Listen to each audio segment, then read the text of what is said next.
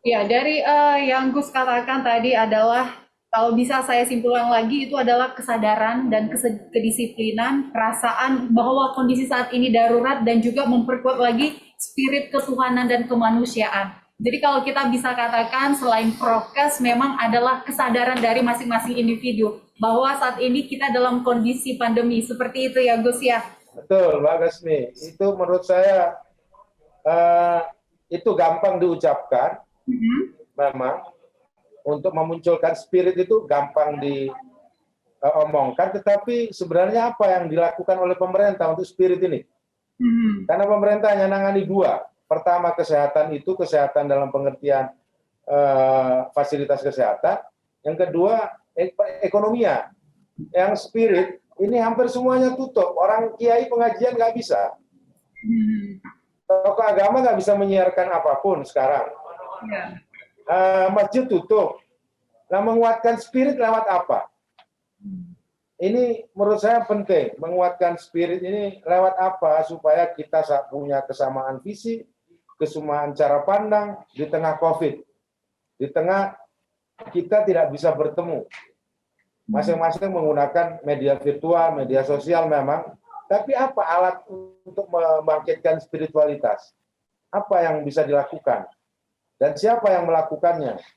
Apakah pejabat misalkan seperti saya sebagai wakil ketua MPR atau para menteri atau siapapun, apa bisa apa namanya dengan pola apa meningkatkan dan menguatkan spirit?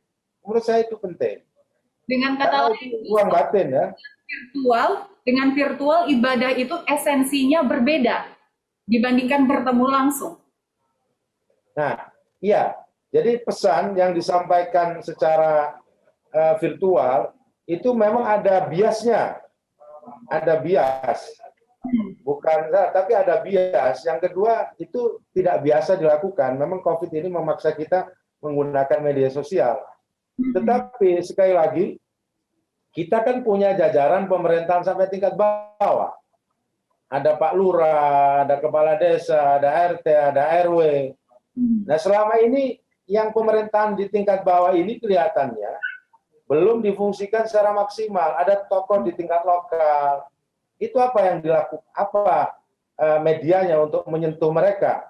Karena kan apapun basis dari penyebaran ini kan di lokal-lokal kecil itu.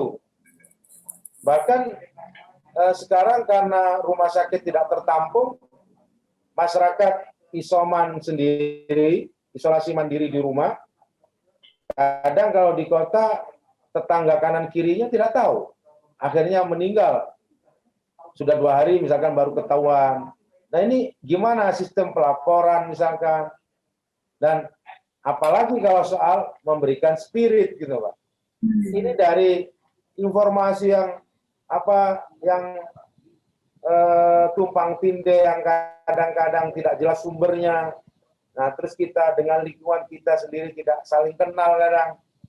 Nah, untuk katakan untuk di desa ada memang sebagian yang sudah tidak percaya, sebagian lagi terlalu berani. Ini gimana caranya di tengah keadaan yang serba virtual ini? Kalau menurut saya tokoh pada tingkat paling bawah menurut penting untuk terlibat. Tapi pelibatannya seperti apa? RT, RW. Kita selama ini kan bilang gubernur, presiden, para menteri. Tapi sebenarnya yang perlu kita pikirkan ini para RT tahu betul warganya. RW, Pak Lurah ke bawah menurut saya, kepala desa ke bawah lah yang menjaga tempat masing-masing. Dan itu diberi perangkat tentunya. Perangkat pemahaman, perangkat komunikasi, perangkat untuk saling menjaga lingkungan. Jadi tidak cukup dengan portal. Dulu saya ingat untuk masuk ke desa satu dengan desa B ada portal, kemudian saling serang antar desa karena portal.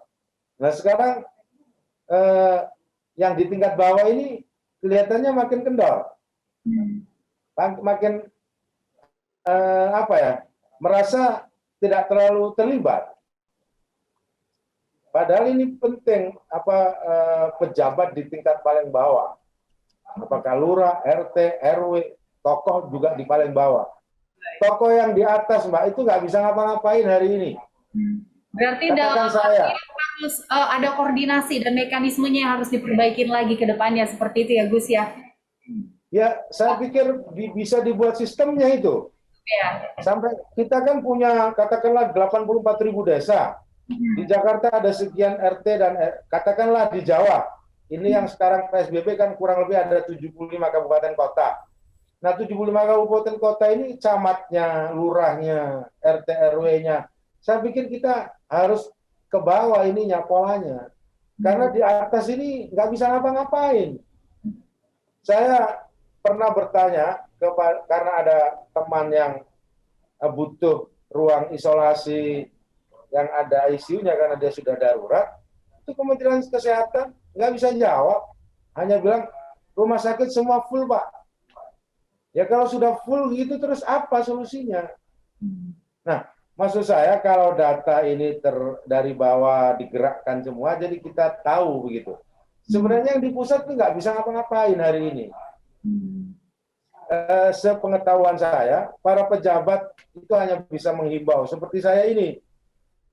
Ini bukan soal hanya himbauan, tetapi gimana praktek jejaringnya untuk melakukan jaring pengamanan supaya COVID tidak merajalela. Ini yang menurut saya tidak ada skemanya, Mbak. Selain tutup selain yang umum dilakukan ya, masker, jaga jarak itu ya. Tetapi untuk mengetahui lingkungan itu belum ada polanya. Bagaimana aparatur paling bawah ini mengelola. Istilahnya baik dari sisi anggaran, dari sisi sistem, dari sisi pola itu tidak ajak, ya kadang ada, kadang enggak gitu. Kalau sekarang PPKM ya tentu makin ketat, nanti dapat 5 hari, seminggu sudah tidak ketat lagi gitu, Mbak.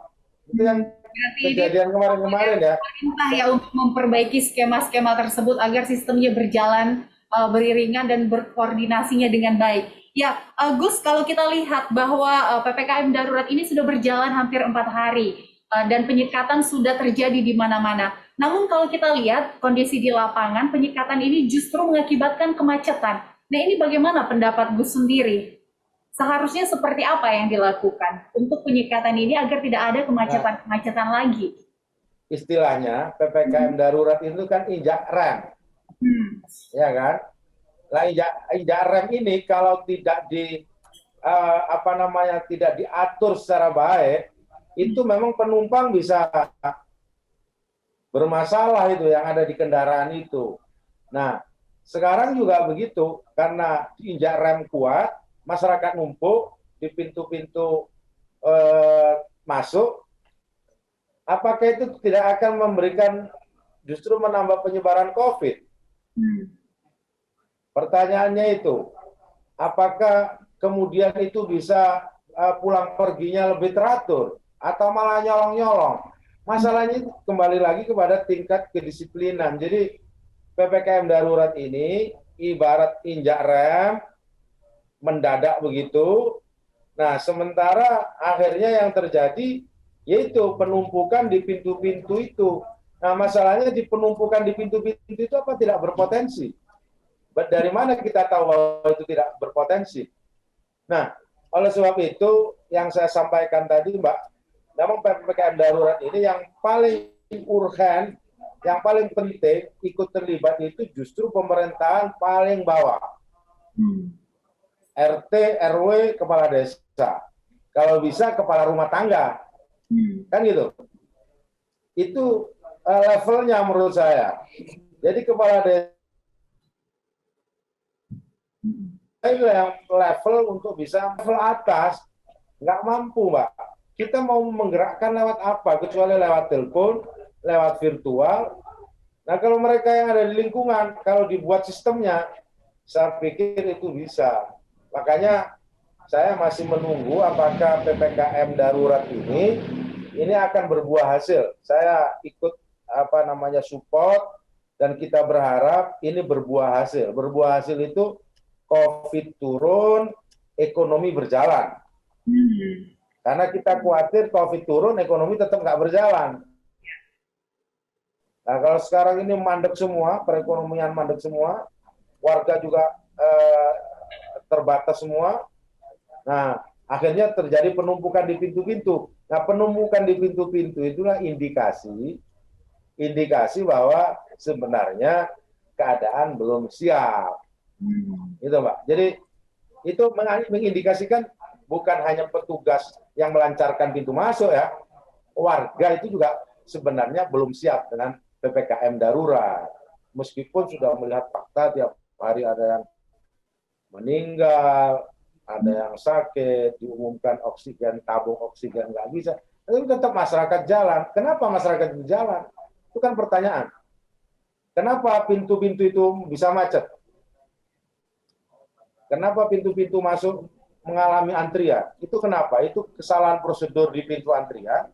Atau memang masyarakat tidak bisa dicegah? Karena masyarakat harus mencari nafkah, itu yang menjadi pertanyaan. Justru menurut saya pertanyaan Mbak Gasmi tadi, pintu-pintu tempat masuk yang antrian panjang itu mengindikasikan memang kita tidak sepenuhnya siap. Kita bukan hanya sekedar aparatur ya, masyarakat juga belum siap dengan dengan PPKM darurat itu.